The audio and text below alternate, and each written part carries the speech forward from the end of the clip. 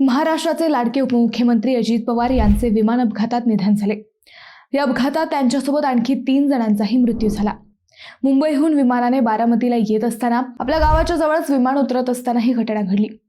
अजित पवार हे महाराष्ट्राच्या राजकारणातील एक प्रमुख व्यक्तिमत्व होते।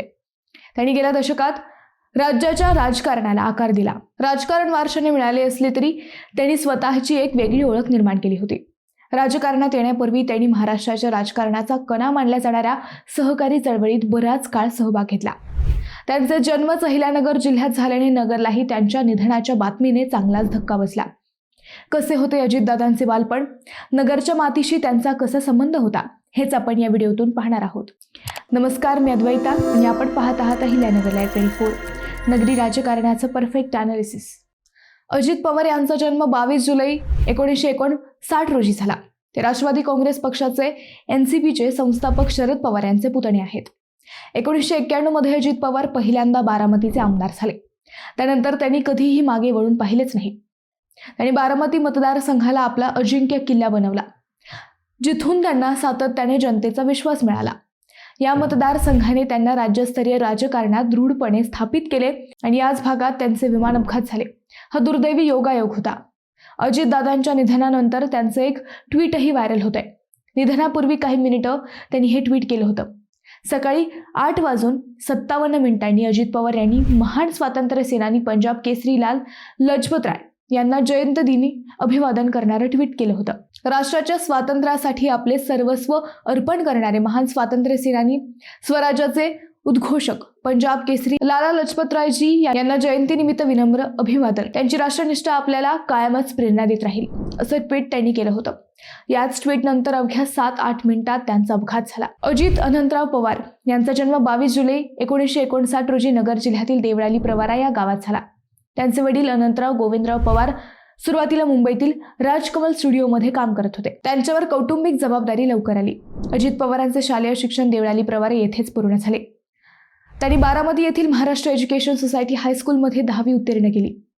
त्यानंतर त्यांनी महाविद्यालयात प्रवेश घेतला, परंतु वडिलांच्या मृत्यूनंतर कुटुंबाची जबाबदारी खांद्यावर आल्यामुळे त्यांना शिक्षण सोडावे लागले। त्यांनी कोल्हापूर येथील शिवाजी विद्यापीठात शिक्षण सुरू केले, परंतु त्यांनी त्यांची अंतिम पदवी पूर्ण केली नाही। एकूणच त्यांचे औपचारिक शिक्षण फारच मर्यादित झाले। पण शेतकरी, सहकारी संस्था आणि स्थानिक समस्यांची सखोल समज यामुळे अल्पावधीतच त्यांनी आपल्या कार्याची अमिट छाप समाजावर सोडली। अजितदादांच्या निधनानंतर बुधवारी देवळाली प्रवरा व राहुरी फॅक्टरी परिसरात त्यांना श्रद्धांजली वाहण्यासाठी बंद पाळण्यात आला। अजितदादा शिक्षणासाठी देवळालीतून दूर गेले तरी ते दरवर्षी उन्हाळ्याच्या सुट्टीत देवळाली प्रवरा येथे जात। कबड्डी, आट्यापाट्या, गोट्या खेळणे आणि अचूक नेमबाजी करणे हे खेळ अजितदादांच्या आवडीचे होते।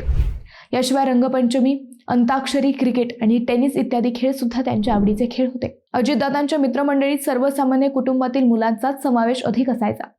मित्रांच्या घरी जाऊन पिठले भाकरी खाण्यात संकोच न मानणाऱ्या अजितदादांना शेती शिवारात भटकण्याचाही छंद होता। ते लहान वयातही स्वच्छता प्रिय होते।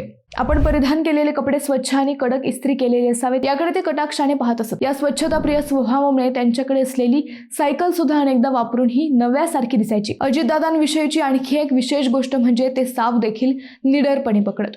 एखाद्याच्या घरी साप घुसल्यास अजितदादांना बोलवले जात।